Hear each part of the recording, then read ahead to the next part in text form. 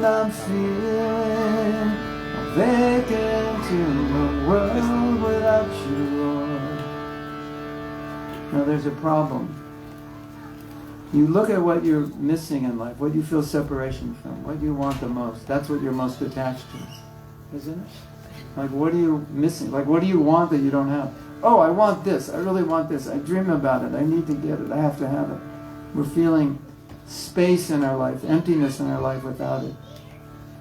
For most people, it's a new car, it's a new computer, a new something, bigger TV, another instrument, a position, right? And so that's where consciousness is.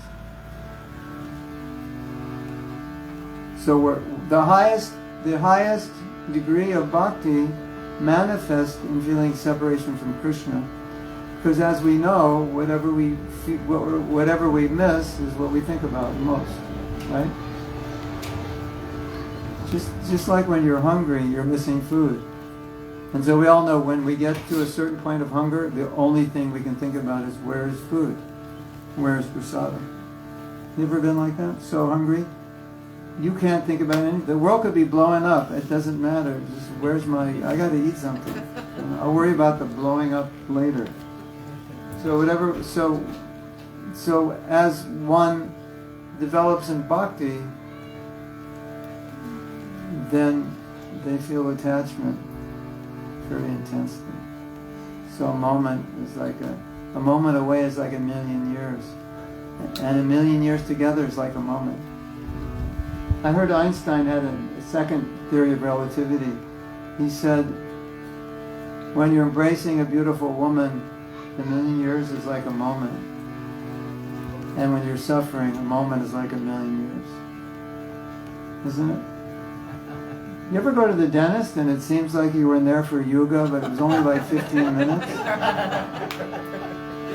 Right? And I'm feeling all vacant in the world without you, Lord. Everybody. And I'm feeling all vacant in the world without you. Together. Hare Krishna, Hare Krishna, Krishna Krishna, Hare Hare, Hare Rama, Hare Rama, Rama Hare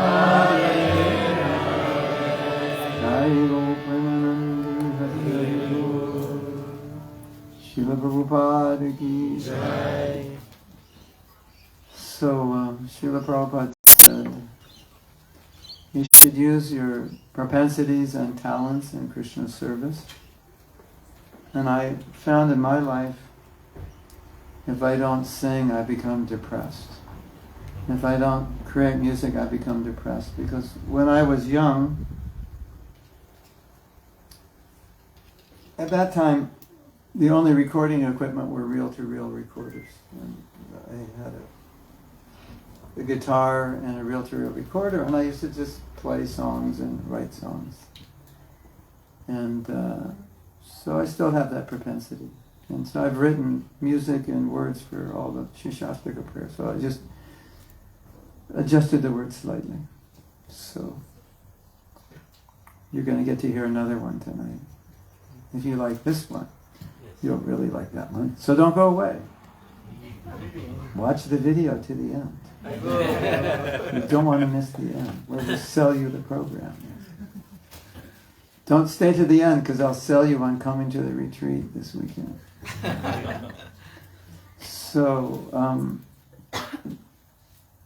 what's the topic? We have a topic. We picked a topic. I'm really expert at forgetting topics that I'm supposed to speak about, but I saw the topic and I said, okay, that's a good topic, so you have to remind me of the topic. I warned you before coming here, he's going to make you detached. I warned you before coming here, he's going to make you completely detached. Well, hopefully attached to Krishna. Okay, we've been thinking about the topic. After a vote. Wait a minute, I have to say something. I am in total cognitive dissonance right now because I thought I just flew in from India, but I see like I'm still in India. So it's like, but they're speaking, Indians speaking with Australian accents. I'm like, I just got here this morning. I'm not like, your body gets here and your mind comes later. So it's like, okay, this is Australia, but it looks just like I'm in India. So I'm just adjusting.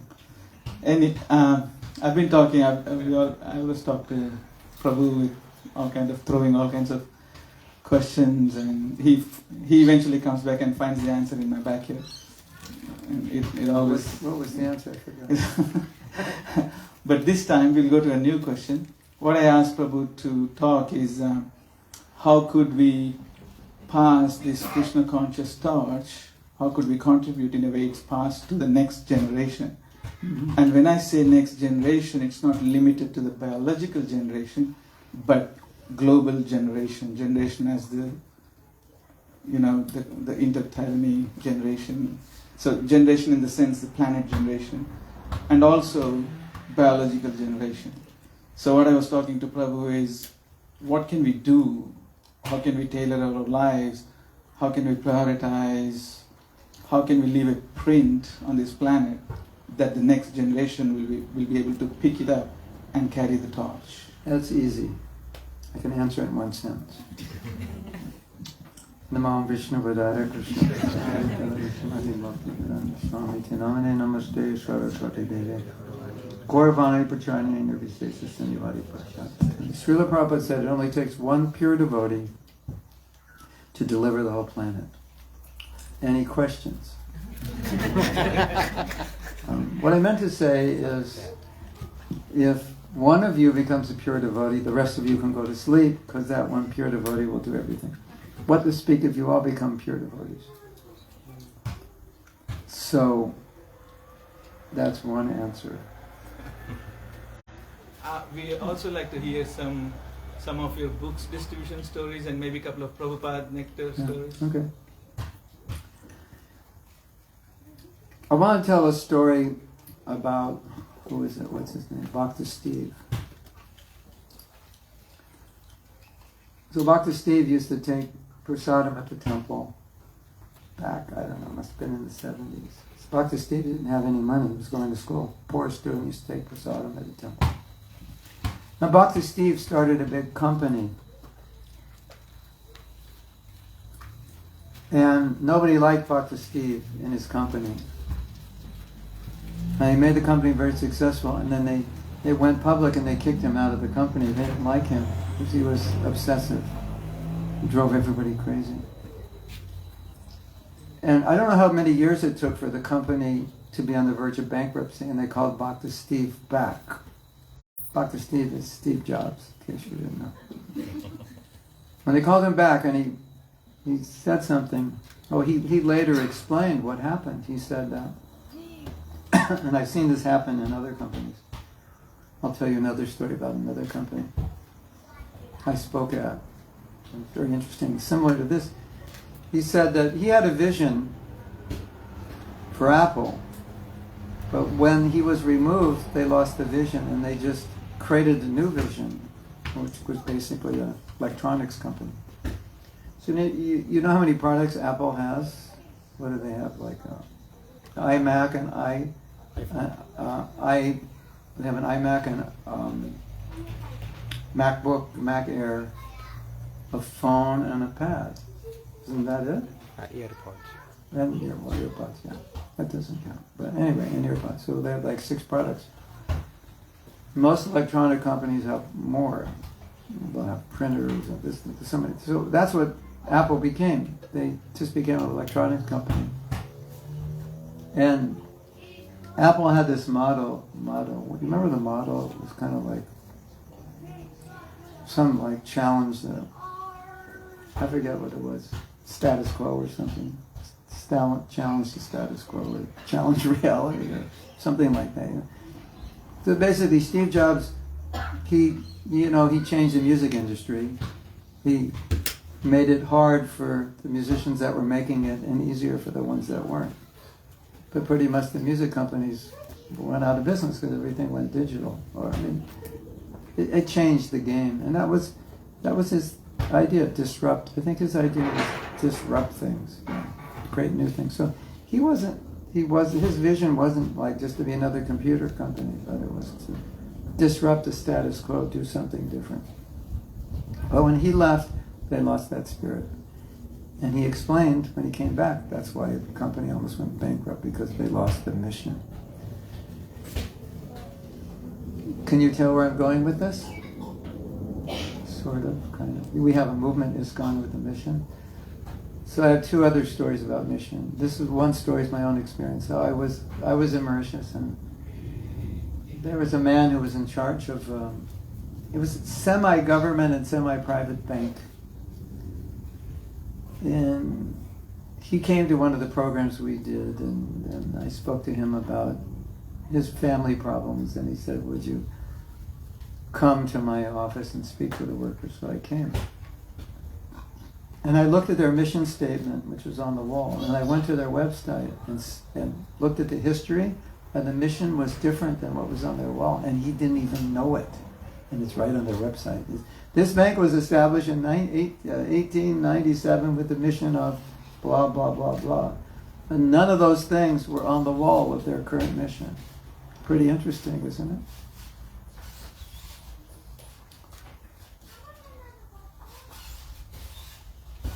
Don't you think? Here's another story. Maybe you've heard this. This is a story about the two sadhus who were living on a beach. I don't know if it's a true story, but it's a good story anyway. So it could be two sadhus, it could be any saintly kind of persons of any tradition. And they just lived a simple life on the beach, in a place where the weather was warm, and they were renunciates, and they liked that. And on this beach there was a reef, and boats would come in to this particular spot. I guess it was some kind of port in the day before it was actually official. And they would have to guide the boats, otherwise the boats would get stuck on the reef. So that was their side job by default, because they were there meditating, and so they knew where the reef was. So I don't know how they did it, but they guided the boats. And so probably there were a lot of boats that crashed onto the reef or stranded on the reef prior to them coming there. So the news kind of spread that they're doing good work. People how many of you heard this story before? Oh, good. It's really depressing to tell a story when everyone's heard it before. Then you kind of got exaggerated and make things up. So they go, I never heard that part. Yeah, neither did I until now. I just made it up, keep you awake and entertained. So anyway,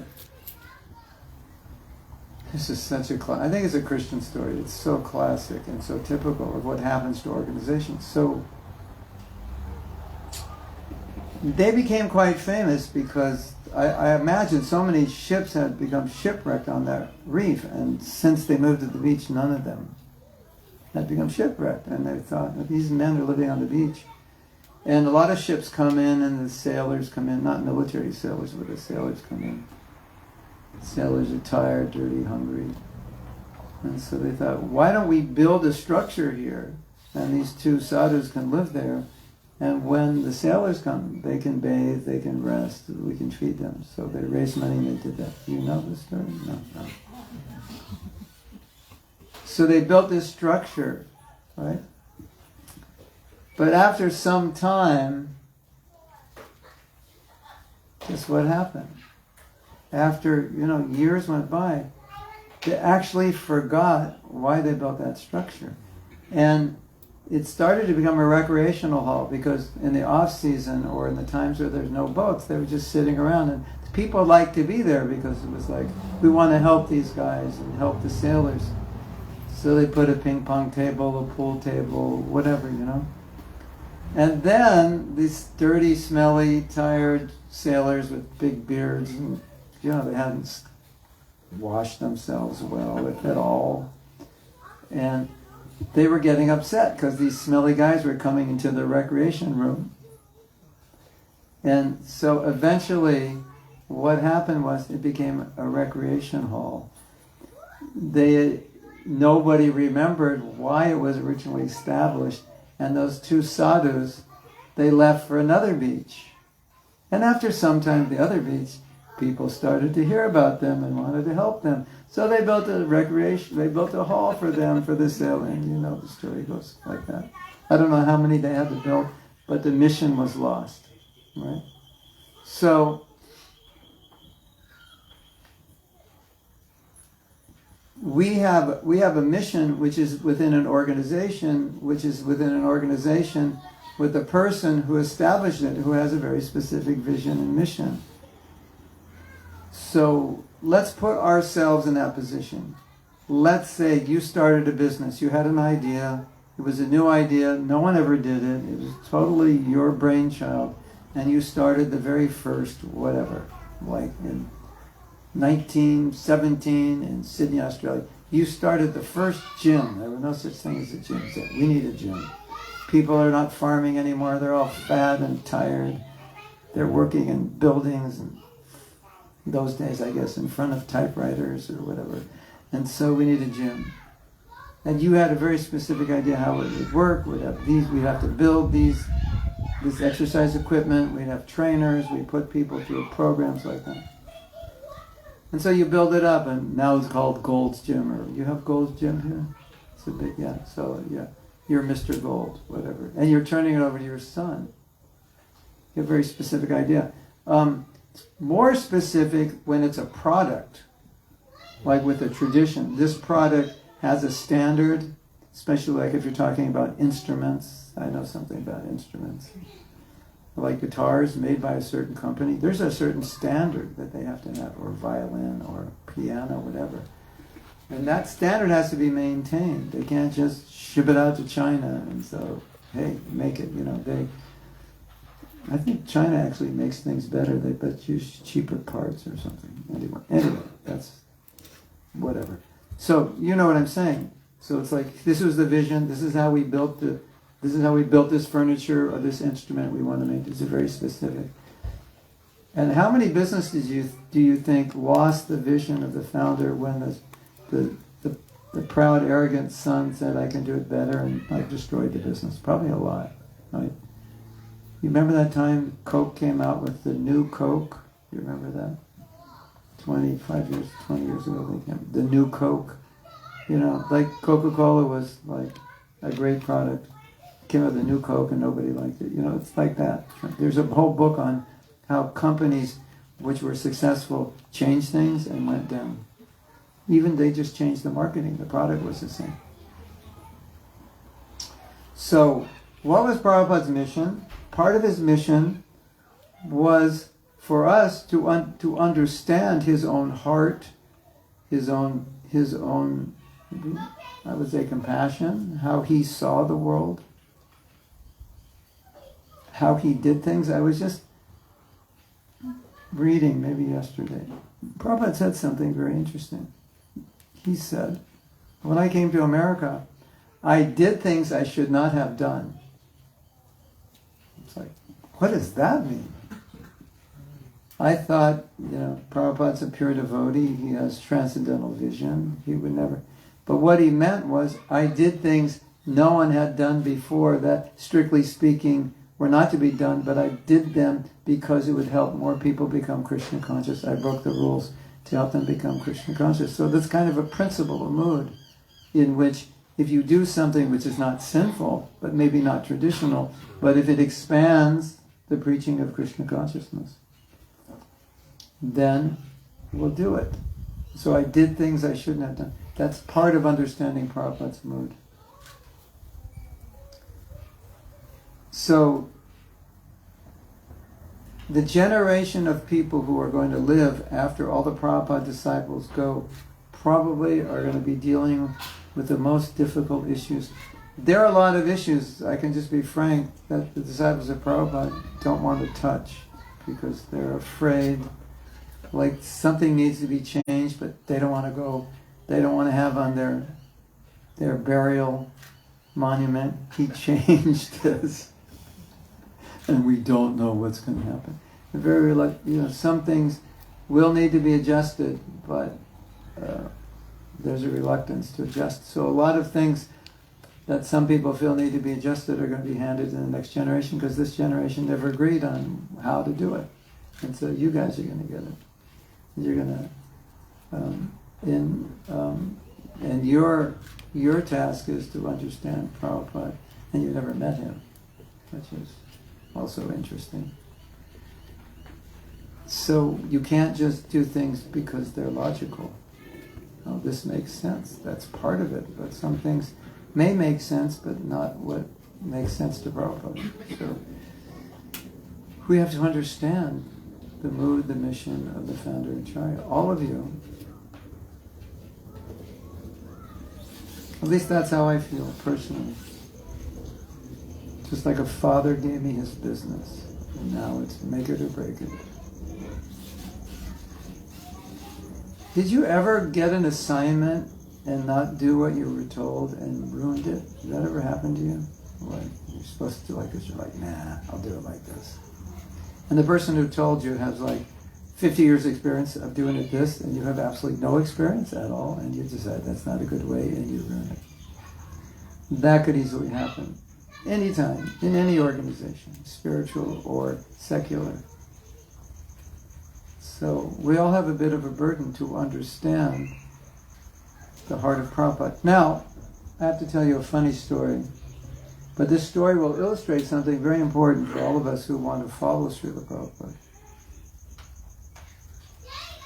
For those of you who are young, there was a time when if you wanted to know something from somebody across the world, there were only two ways. A telephone call, which was very expensive, and if the call was from India, you couldn't hear the person anyway. It's like you had to shout across the ocean. Maybe they never heard you through the phone. They might have heard you across the ocean. And it took operator like many attempts. So there was the telegram, like the Morse code telegram. Dash dot dot. That was, and then there was letters. Like those of you who are young can't imagine that people actually sent messages on paper and folded them up and sealed them and put a stamp and went and put them in a box. That's like so archaic, isn't it? But that was the Prabhupada did not like telephones. So the main way we learned what Prabhupada was doing and what he was saying, aside from getting recordings of his classes, but just outside the classes, what's he doing? Like now you can just throw it up on social media. We got him through letters. So there's a letter that Prabhupada wrote, and it said, no, it wasn't a letter, it was a letter that Prabhupada's secretary wrote. And he was sending us little snippets of things that Prabhupada said, just as like a favor to keep us aware and inspired. So he sent a bunch of quotes, maybe 10 or 20 things. And one of the quotes was, you should only eat 2 chapatis and a cup of dal every day. Okay, I mean, out of the blue. You know, it's like, I'd already been a devotee like a year, then I get this letter, like, what's going on? So, we had breakfast, small breakfast, and then we instituted lunch, which is 2 chapatis and a cup. A cup is, I don't know if you use cups, but in America a cup is equivalent to like 250 milliliters. Cup is a measurement. It's more or less the same. 4 cups to a quart, you have 1,000 milliliters to a liter, something like that. Why they couldn't use one system, I don't know. It's like just trying to torture us or something. Anyway, do you think we were hungry? And, breakfast, 8 chickpeas, a half an apple, half a orange, half a cup of dal, maybe a little cereal. Do you think we were hungry? Doing Sankirtan all day. In Vancouver, it gets cold there, sometimes snows. Yeah, we were starving. So I think about 10 days later, we got the rest of the quote.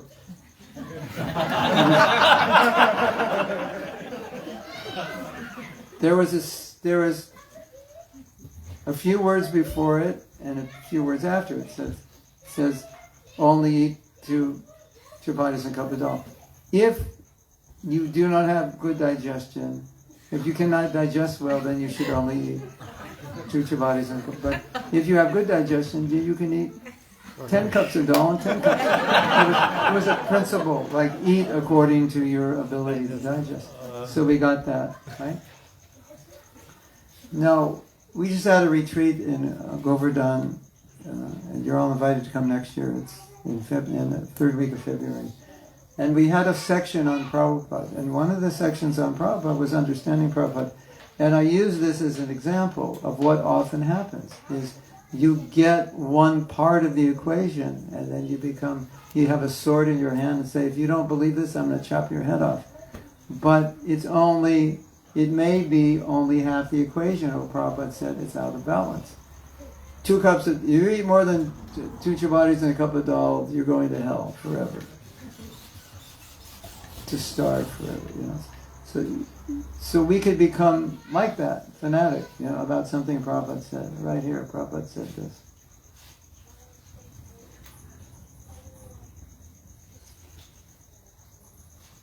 Because we didn't read the second half, right? So sometimes you'll get something that Prabhupada said, and think, this is it, just the quote I was looking for. Now I'm going to scream at all the devotees, because they don't understand. But to understand Prabhupada, you have to understand everything he said, and you have to understand the context in which he said it. And for better, for worse, a lot of things that Prabhupada said were private conversations within a certain context, and they become public. Like this is like meant for the world. No, it was just like a discussion about something. Very controversial statements, like about how statements about slaves, keep people as slaves. Like, why would you keep them as slaves? Well, it wasn't exactly what he meant, but he said something like that. But when you read it, you understand the context was that the black people were kept ignorant, and they were kept down. And so Prabhupada said in Vedic society, if people weren't educated but would work, you would take care of them. So they would be your slave, but slave meant you take care of them. So he said, better than being slaves is that they would have been taken care of, at least if they weren't given freedom. But he wanted them to have freedom, but it was contextual, like better, it's better than, that traditionally in Vedic culture you had a class of people that were taken care of. They had whatever they needed, but if you gave them money, they just become alcoholics. They couldn't manage money, they would degrade themselves. So it's a context, you have to understand it. So that's the second part of the equation. So we need to understand Prabhupada fully. And the problem is, we had this little exercise. Your Prabhupada, everyone has their Prabhupada. What's in your Prabhupada? Who is your Prabhupada? And so everybody will write down, this is my Prabhupada. The next question is, what's missing from your Prabhupada? What other aspects of Prabhupada do you not have in your Prabhupada? So if you're very liberal, your Prabhupada is very liberal. If you're very conservative, your Prabhupada, it's like Nisringadev. Right? And so obviously the more compassionate liberal side is missing, or vice versa, the conservative strict side is missing in your Prabhupada. So we as human beings have this, filter. We like to see the Prabhupada we like to see. And Prabhupada was an interesting person. He's not so easy to understand. And I'll tell you a really interesting story to help you understand something about Prabhupada, since you want Prabhupada stories. 2 stories, if I can remember both.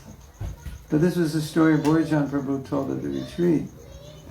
He and his wife, he met his wife, the first day he met her was when she came. He was in Hong Kong and she flew in and they got married. I think they got married the next day. That was like the day after they met. And Hong Kong was a very difficult service for them. Probably 1970 or 69, like that. They were really struggling, really, really difficult. Just alone.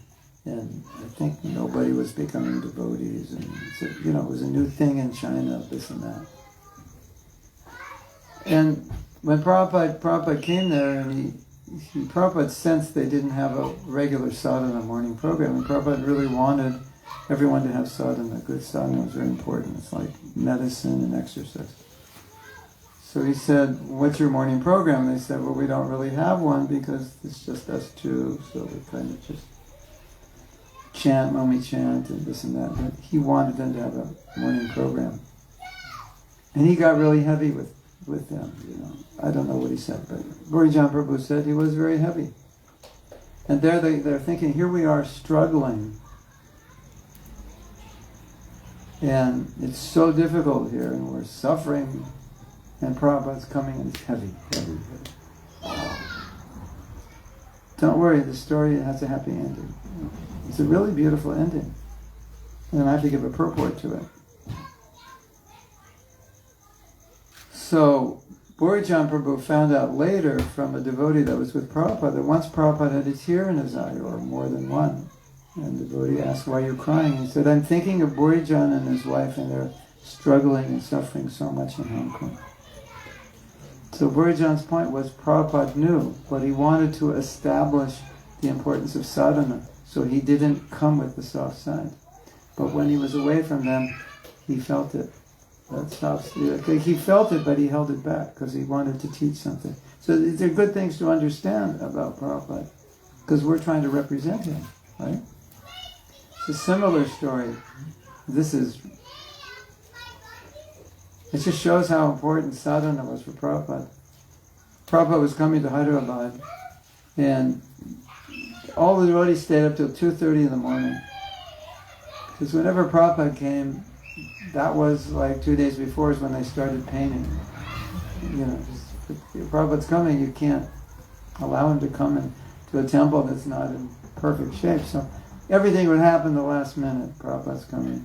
We're always so busy, have to make the time. So they stayed up to 2:30 in the morning, they polished all the brass and shined this and painted that. The temple president said he was so tired when he was walking up the stairs to his room, he fell asleep on the stairway. And from Prabhupada's room,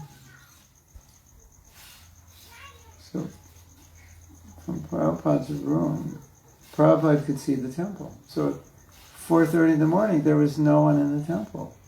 And Prabhupada called him. Someone got him. Wake up, and he was on the stairs. Prabhupada wants to see it. And Prabhupada said, "Why is nobody at Mangalartik? I see the temple, nobody's there." Prabhupada was angry. So sadhana was very important to him.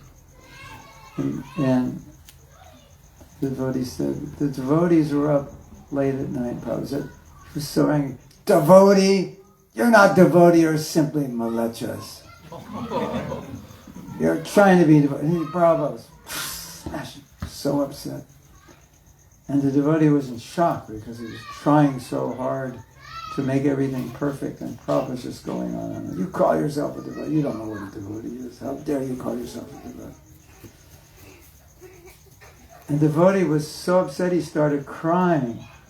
And the devotee said, as soon as Prabhupada saw me crying, he stopped. And he said, "Actually, we're trying to be devotees." He just made it like a talk, The Goswamis, they said, "We've never seen Krishna, we're trying to see him." So he had both things going on. The teacher who wants to be very strict, and then the person. And then after I heard these talks, I was thinking, our relationship with Prabhupada is also complicated by the fact that we, as followers of him, have a relationship with him, but we also have a relationship with his organization, and they're two different things. Because you can have this amazing relationship with Prabhupada and not do so much for the organization, or do a lot for the organization and not have a good relationship, not be strictly following all his other instructions. So, it's a little complicated, but he really wanted us to have a healthy relationship with the organization, because the organization was the vehicle which he created to spread Krishna consciousness, and that was so important for him. And he was always thinking about how to make people Krishna conscious. And always asking us to do more and inspiring us to do more. So I think in trying to understand Prabhupada, you really have to get into his heart and how he dealt with things. So another thing I saw that's extremely important. I by some divine arrangement, Prabhupada stayed in Los Angeles for 3 months, and I was there. So 3 months means you get to go to Bhagavatam class given by Srila Prabhupada every day, because wherever he was, he would give the class. Nobody else would give it, so I got to sit in it. So if you're going to one person's class every day, you kind of get to understand how that person teaches and thinks and feels, right? I mean, that's 90 hours of, it's like a professor. It's like maybe more than a semester. Yes, yeah. Like 20 weeks of more, it's more, maybe like 30 weeks of classes. If you're going like 3 hours a week. There's 90 hours. So 90 hours of Prabhupada, listening to him. And everything would be recorded, and we'd have the tapes in the afternoon of that class, in the morning. So it was quite an experience. Quite an amazing time, you could imagine, living in the same temple with Prabhupada for 3 months. And so, at that time I was 22, I'd been a devotee 2.5 years. So, I didn't have the same life experience that I have now, but I noticed something. I noticed that whatever Prabhupada said on one side of a philosophical issue or a social issue or a political issue or any tattva or anything about rasa, he always eventually gave the other perspective on it. For example, in our Shastra, as you know, there's a lot of emphasis on renunciation, simplicity, brahmacharya. If a man can remain single, that's good, that's recommended. Keep it simple, Maybe you have a good education, you could get a good job, but you feel like, I'd rather just dedicate my life, be a monk, and keep my life simple. So that was encouraged. And so some verses of Bhagavatam encourage that. Some very strongly.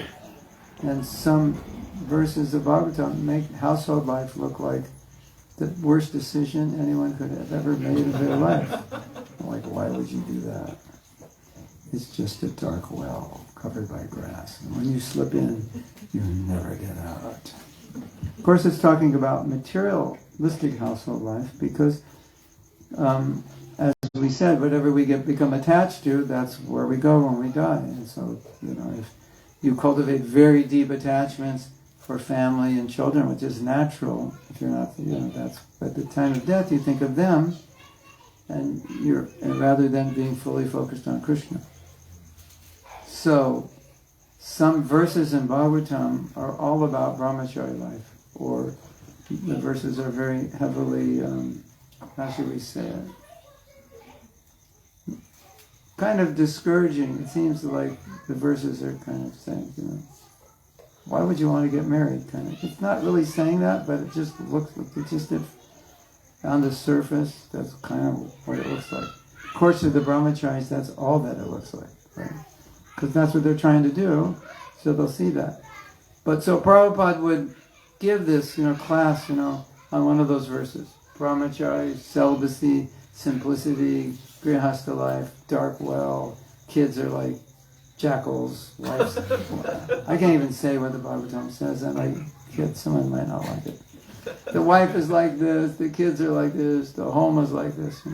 If you haven't read those verses, 5th canto, go to the 5th canto. There are a lot of them there. Right? But what I noticed was that sometimes in our movement, someone will give a class and they'll only give that side of the verse. And it's either black or white. Prabhupada would always bring it to the other side and say, but if you can have a Krishna conscious family and raise Krishna conscious children, then how would you say it?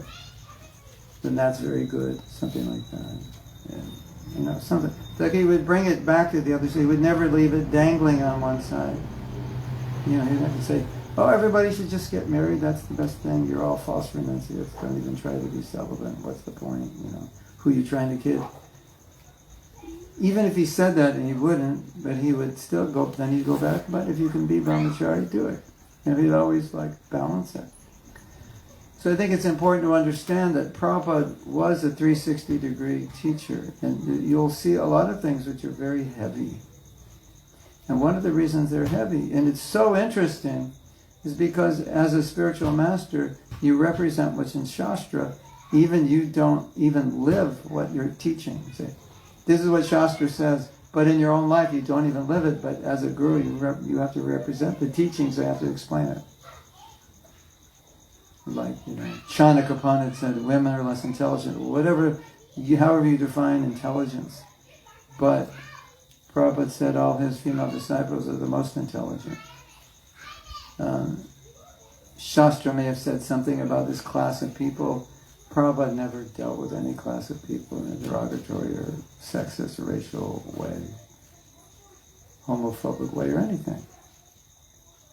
So it's important to sometimes understand, which is strange because it's not normal, that if you're teaching something, you would think that's how you live and how you deal with people and so forth.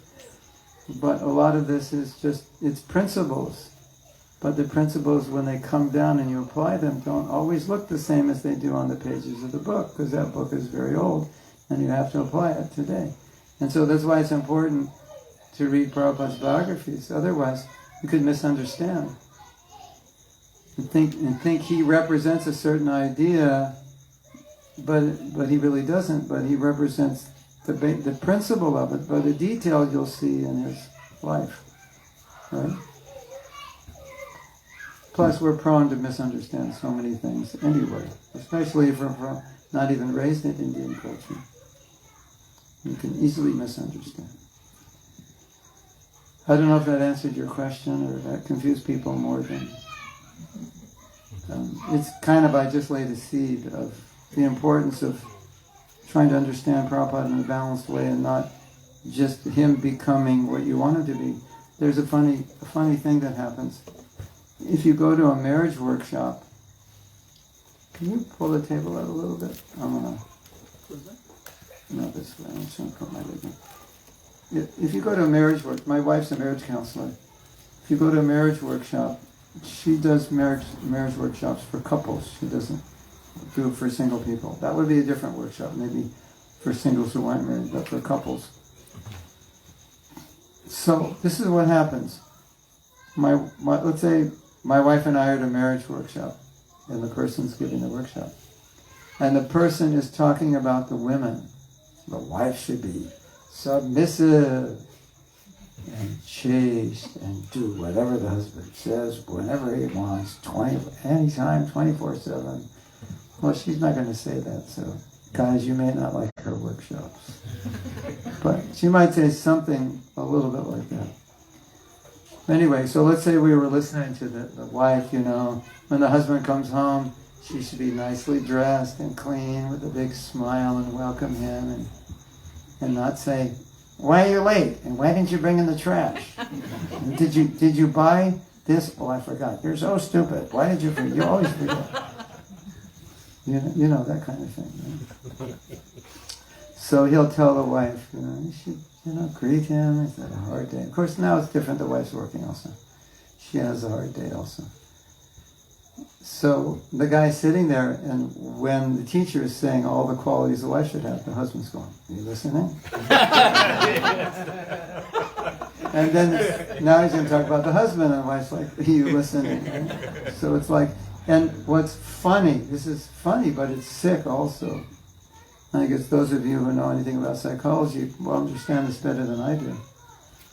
But when you read Prabhupada's books that way, you could read a whole chapter on the story of Kardama and Devahuti, and the men will only remember the qualities that the wives are supposed to have, and the women will only remember the qualities that the husbands will have. And if you ask one another, you remember the qualities? You know, like the wife says, did you pick that up on Kardama? And you'll say, no, I didn't read anything about Kardama. I only read about Devabhuti.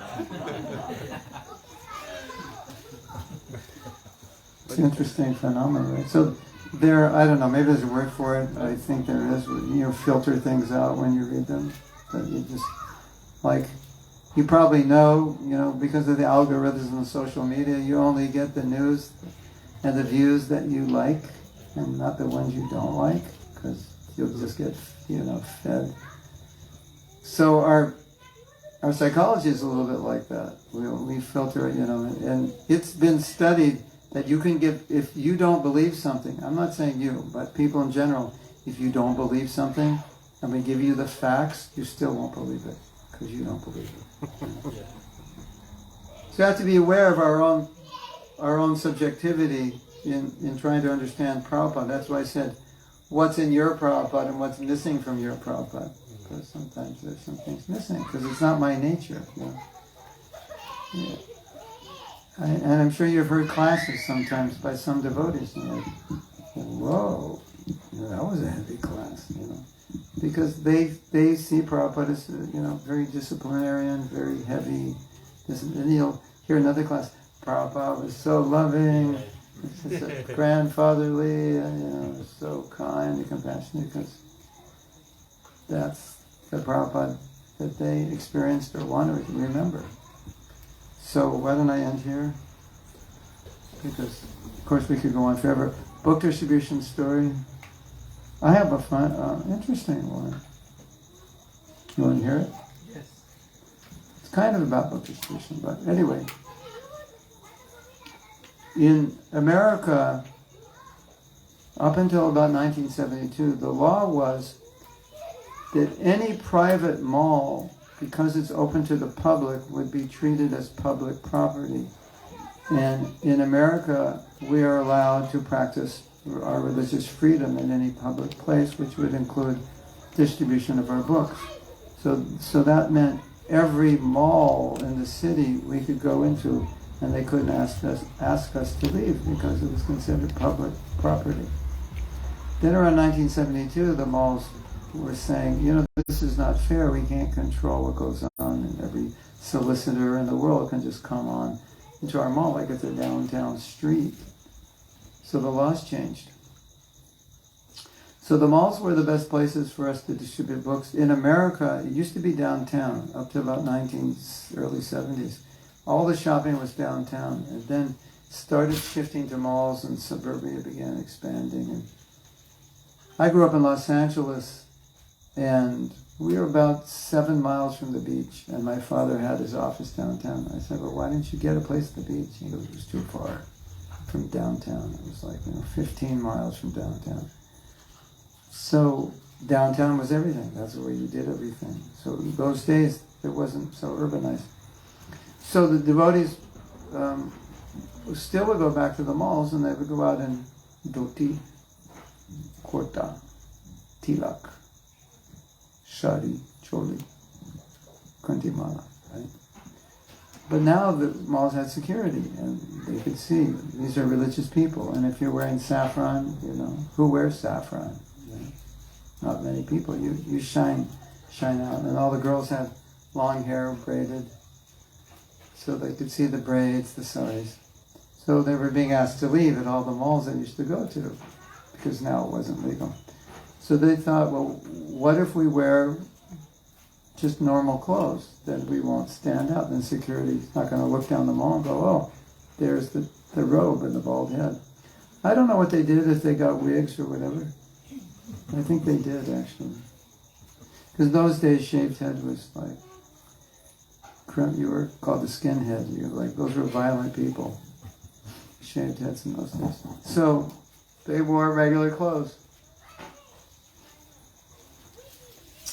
And unintentionally, what happened was that when they would, you want to stop someone and say, excuse me, sir, every person that said, excuse me, sir, or ma'am, would stop because they were just dressed, because they didn't know. Maybe they just needed help or directions.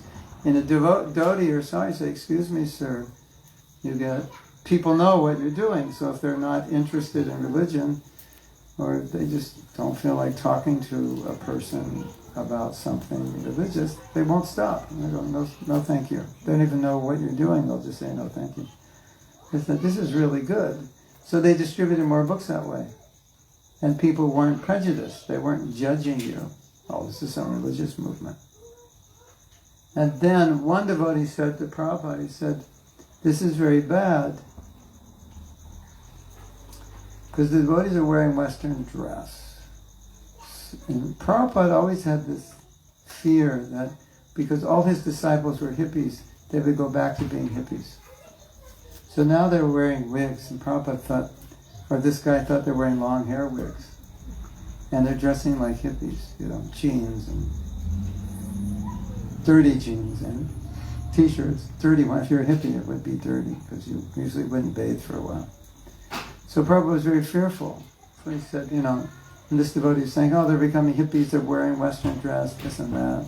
So Prabhupada's fear was always, we would always revert back to what we were. Even when he saw Brahmachari hadn't shaved his head in 2 weeks, he goes, shave your head. You'd see a little hair, you go, the hippie seeds are growing on your head, you shave it. He always wanted clean shaven every 2 weeks.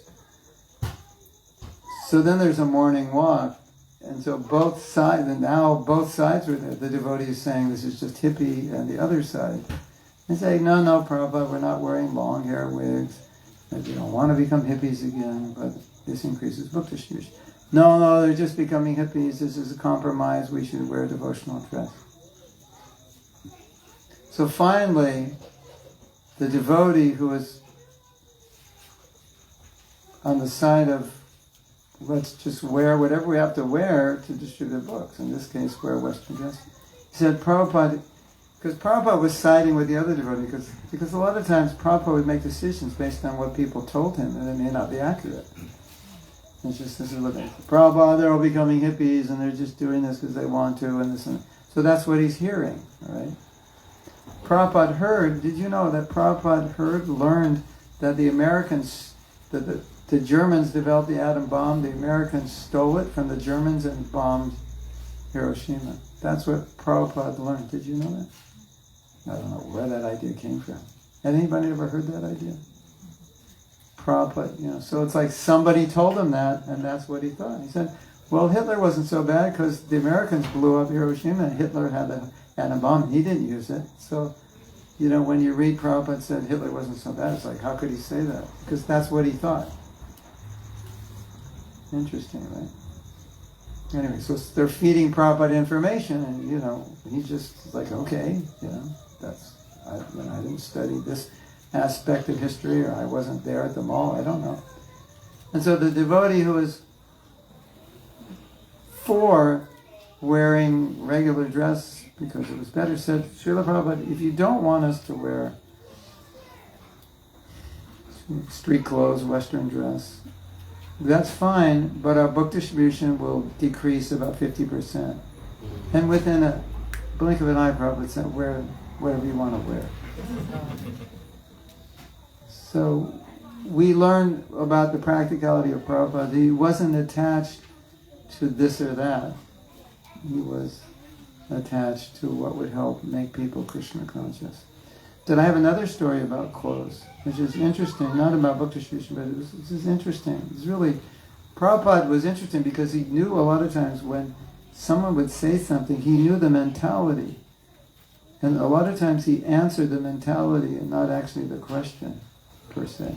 So, about a year after this, or 2 years, there was a group of us who thought, you don't have to wear Western dress, it's a compromise. You can wear dhoti, kurta, sari. And if you just do it in the right way, you can be successful. So there were 5 of us, I believe. Yeah.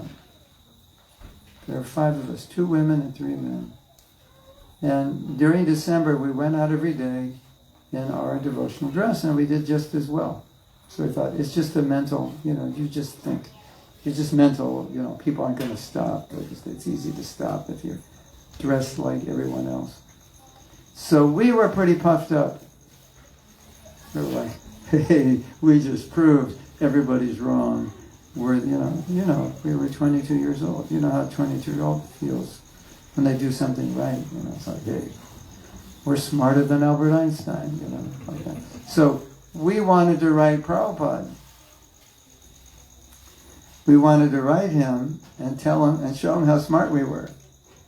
So we explained, we wore devotional dress, we did just as many books, and we're thinking Prabhupada's going to say, oh, you be the man. Like we're going to get praised, and we're going to walk around and tell all the devotees in ISKCON that you're all a Maya wearing Western dress. You should just, just dress as devotee, and just like, what are you afraid of? You know what Prabhupada said? It was so funny. Prabhupada was so good at chastising because he didn't have to chastise to chastise.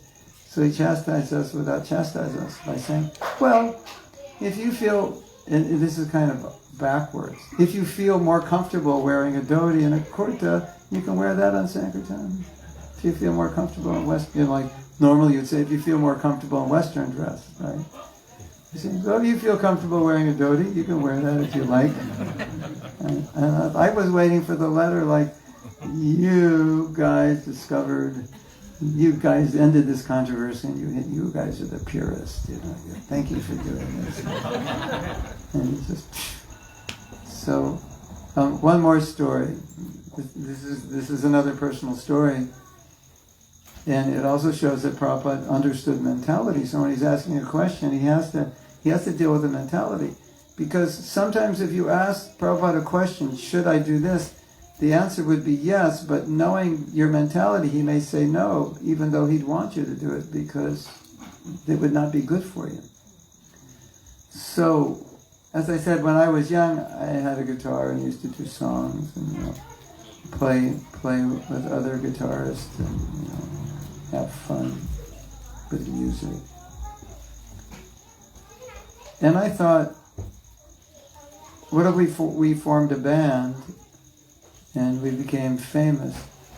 In those days, I don't think the concerts were as big as they are now, but the concert, you'd fill up an arena like maybe 15,000 or something. 10,000, 5,000, whatever it is, different venues.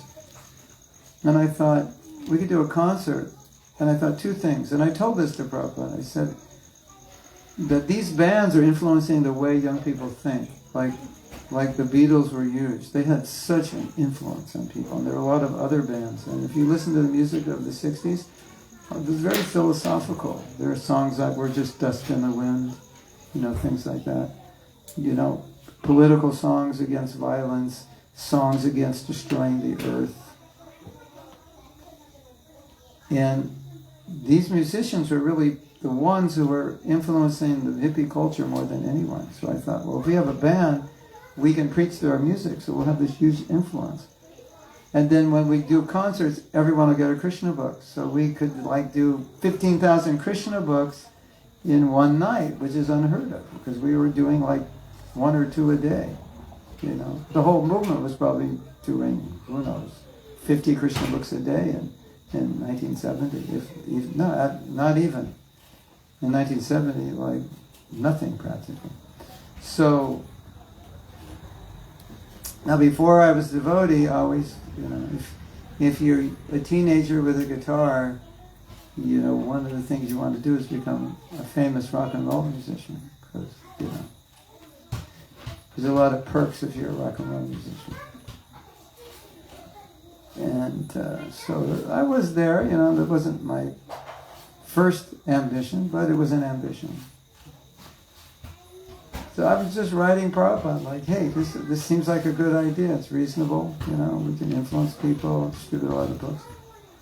So, and I said, we become a famous band. Prabhupada writes, you'll never become famous. Okay.